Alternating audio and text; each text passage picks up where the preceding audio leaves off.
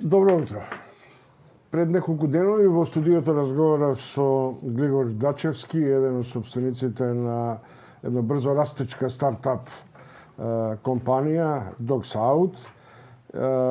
Дачевски припаѓа во на група, би рекол, на ветерани во IT индустријата во Македонија, а денеска повикав еден од основачите или иницијаторите за формирање на една нова стартап платформа со можност за обединување на овие фирми кои во светот припаѓаат во категоријата на брзо растечки.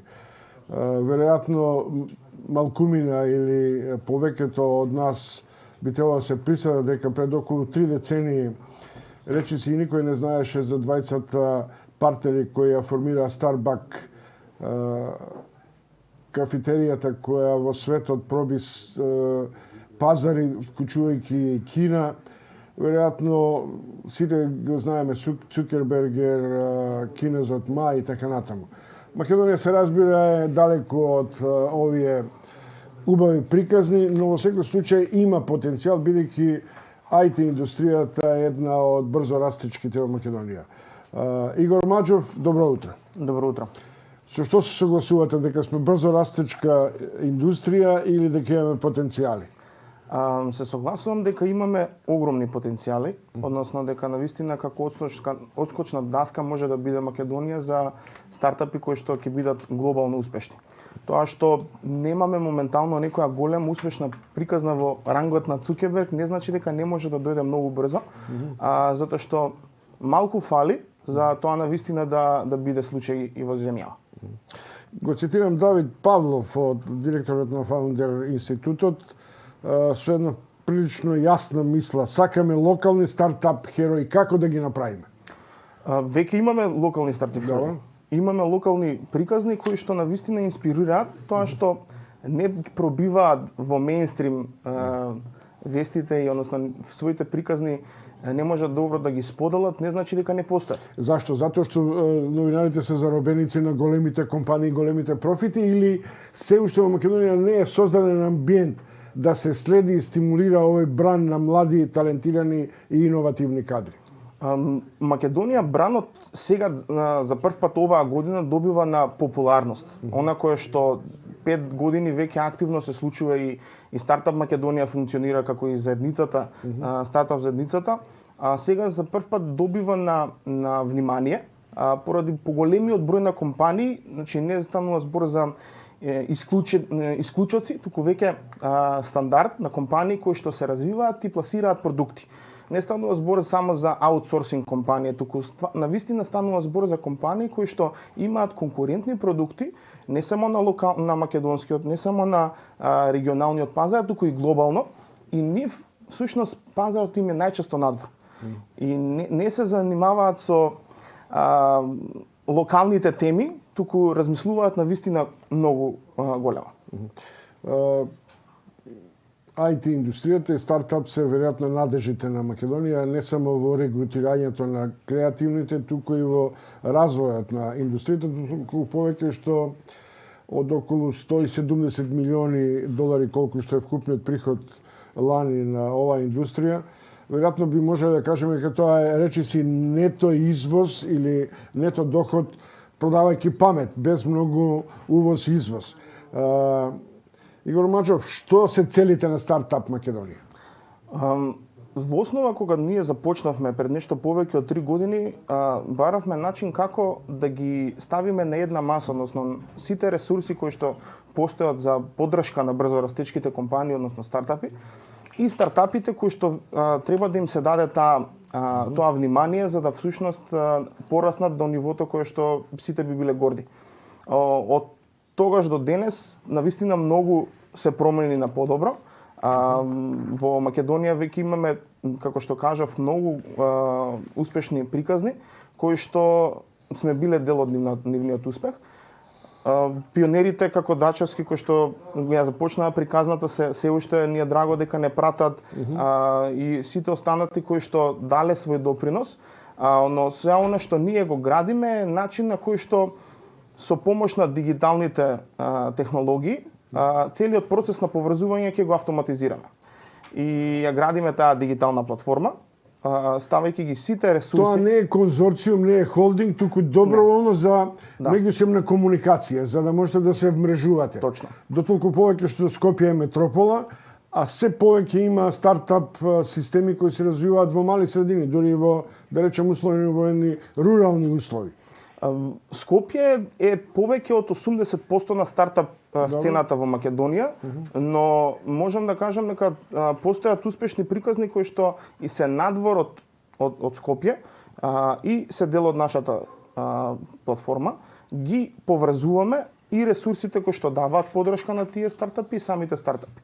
Она кое што е, например, успеавме најмногу и сме горди е дека започнавме комуникација помеѓу сите постоечки понудувачи на подршка за стартап. Колку имате отприлике заинтересирани, не ги велам членови, заинтересирани кои ја следат таквата дигитална комуникација во платформата? Во дигитал, значи не можам да кажеме метриките на социјалните медиуми се тотално едно, а друго е навистина со кој што соработуваме. Она кое што може мерливо да го кажеме се повеќе од 100 компании кои што на регуларно ниво добиваат информации од нас и повеќе од 30 организации кои што понудуваат услуги. Тука ги кажуваме кога спомнувам организации, станува збор за инвеститори, станува збор за консултантски компании, станува збор за акселератори, инкубатори кои што имаат програми за подршка на компании. Може ли тоа да го крстиме како дигитална берза во која се вмрежуваат идеите и финансиерите? Берза не би кажал, туку би кажал навистина платформа на поврзување. Всушност, идејата ни е да го автоматизираме процесот со кој што при регистрирање на одредена компанија ќе се определи во која фаза на развој и во соодветната фаза на развој ќе му се пласираат во неговиот персонализиран Facebook, ајде ако може да го кажам, сите информации релевантни за таа компанија во тој момент. За да не мора да бара во морето на информации кои што навистина представува голем проблем, посебно кај стартапите, е дека пропуштаат рокови за да се аплицираат за одредени финансиски инструменти, повици за присуство на конференции, нешто кое што навистина им е потребно, но поради фокусираноста на развој на продуктите им немаат можност тоа да го остварат. Ми се чини дека исто така овде беше директорот на Шпаркасе банка Глигор Бишев, кој во интервјуто за прв пат во оваа понуда на банкарството ги вметнува и стартап инвестициите, што е прилично јасен знак дека и банкарите влегуваат на одреден начин во инвестирање на идеи, оти тоа нема хипотеки, има идеја. Но се чини дека секаде во Европа стартап системите се финансирани од еквити фондови, од брзо растечки фондови со преземени ризици. Каква е состојбата во Македонија? Во глобалните трендови кажуваат дека овие брзо растечки компании најчесто се инвестирани од приватни фондови, односно да кажам од недржавни, од небанкарски од систем. Ако споредиме во Македонија излезе еден податок дека повеќе од 75% од компаниите своето финансирање го имаат преку банкарскиот сектор. Кај стартапите е сосема поинако, затоа што нивниот раст е всушност основан на потенцијалниот пораст за неколку години, односно колку ќе успеат они да пораснат. Од таа цел нивниот план за 18 месеци, за 24 месеци е нешто што банкарскиот сектор не знае како да го разгледа.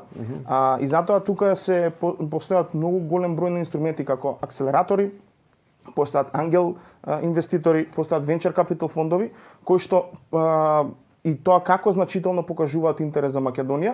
Ако до пред 4 години постоеше само еден VC фонд, South Central Ventures, и не постоеше акселератор, сега веќе имаме 3 акселератори, имаме 2 инкубатори, имаме повеќе венчер капитал фондови кои што инвестираат, две мрежи за ангел, две ангел мрежи кои што се присутни во Македонија. Постои многу поле за работа, но е многу подобра ситуација. Игор Маџов, правило е, ние во заседание прашуваме вас младите, ќе се избегате од државата? Ајде да го свртиме поинаку. Во оваа сфера е добро да се излезе во одреден момент, Но секогаш се заради враќа ноу-хау или заради Пристап до- влегување, пристап до нови пазари. нови пазари. До пристапот на нови пазари е навистина услов на една компанија. Она кое што го имаме како проблем на поголем дел од компаниите моментално во подоцнежната фаза во стартап Македонија е дека викаат нас не ни се потребни средства. Нас ни е потребна конекција, потребни е некој да ни отвори врати на пазарите кои што не ги познаваме, затоа што имаме дигитален продукт кој што е конкурентен. Како тоа да го направиме? Се обидуваме со разен број на соработки преку USAID, преку швајцарската влада, програмата за предприемништво и многу други кои што даваат такво поврзување, но во основа компаниите, да се вратам на прашањето, е добро да излезат. Најчесто се надвор, затоа што нивните пазари се надвор, но секогаш кога ќе сакаат да креираат некоја поголема вредност, се враќаат во Македонија. Поедноставно им е, поевтино им е и се осеќаат на своето и сакаат да се вратат. Ја пак за тоа. Вие сте релативно добро етаблирани преку овие швајцарски системи на стимулирање на овие стартап организации, воопшто брзорастечките компании. Не ви доаѓа да си заминете? Си заминав, се вратив, пак сакав. Каде бевте? Шведска, Швајцарија, но секој тоа било кратко, да искусам дека постои некоја убавина надвор, која што сите ја посакуваме, но постои некоја темна страна која што малку ја кажуваат. Која? Темната страна е дека си осамен, дека и без разлика на целото окружување, дома си е дома. Можностите за развој, например, да се развива една IT компанија или некоја брзо растечка компанија, само од Лондон, средствата кои што ќе ти се потребни се 10 пати поголеми од колку што ќе се потребни во Македонија. И тоа е пример на голем број на предприемачи кои што всушност го наоѓаат тој микс преку неколку соосновачи, македонец, британец, германец, заедно ги ставаат своите глави или своите ресурси на едно, основаат компанија во Македонија како би можеле да креираат продукт, но потоа во моментот кога треба да излезат и да станат навистина големи, сите се движат кон центрите економски, дали тоа било Берлин, дали било Лондон, дали било Сан Франциско. Не е тоа само пример во Македонија, тоа е веќе тренд кој што во Источна Европа многу ги плаши, но во една страна охрабрува дека на исто ниво сме во креирање на дигитални. Тоа е всушност тенденција која започна многу порано отаде барата, во која се изврши на оден начин алокација и на бизниси, и на особено стартап Индија и така натаму, но има ли шанса македонската стартап заедница да се наметне како нова филозофија на финансирање, нова филозофија на бизнисот?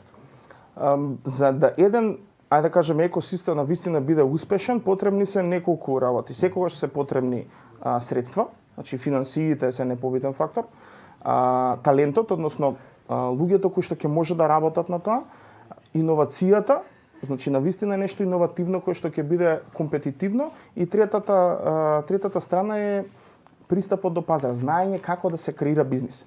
Мислам дека се уште работиме на тоа како да се креира глобален бизнис, кој што е недостасува. Имаме примери на луѓе кои што се успешни во тоа и креирале такви глобални приказни, но овој систем на едукација не ги произведува таквите таленти. Ние ги викаме хаслери, ние ги викаме луѓе кои што сакаат да излезат од калапот. И таквите луѓе кои што излегуваат од калапот, всушност се успешните. Има ли кај младите во Македонија способност за ризик? Да се одважиш после факултет, да формираш фирма, да работиш, да се соочиш со бруталноста на пазарот и на овој конзервативен модел на развојот во Македонија? Имаме проблем со мајндсетот или со начинот на кој што размислуваме. Сакаме сигурност. Предпоставувам дека тоа е причина што ризикот е една категорија која што навистина на младите не им лежи, но постои она група која што вика јас сум свесен за своите квалитети. Јас знам колку вредам. Дали ја можам уште утре да се продадам на страна, но ќе му робувам на некој странски конгломерат. Зошто да не да се пробам себе си, да создадам искуство, потоа се вратам, затоа што интересно е дека во статистички најуспешните компании не излегуваат од лица кои што се надвор од факултет. Односно кои што само што завршиле факултет и отвараат компании. Туку оние кои што баш работеле на одредено поле, се специализирале во него, создале конекции, имаат пристап до пазарот и потоа решаваат, ја неќам веќе да работам за некој друг, сакам да работам за себе. Игор Маџов, посакувам уште многу луѓе такви како вас да ми бидат гости, ви посакувам успех со стартап платформата и се надевам, моите надежи како родители во вас и вашата генерација. Поштовани гледачи, тоа беше Игор Маџов од стартап платформата, човекот кој заминал па се вратил и кој зборува овде за ризикот да се формира бизнеси, да се има храброст и во финансирањето на стартап системите во Македонија.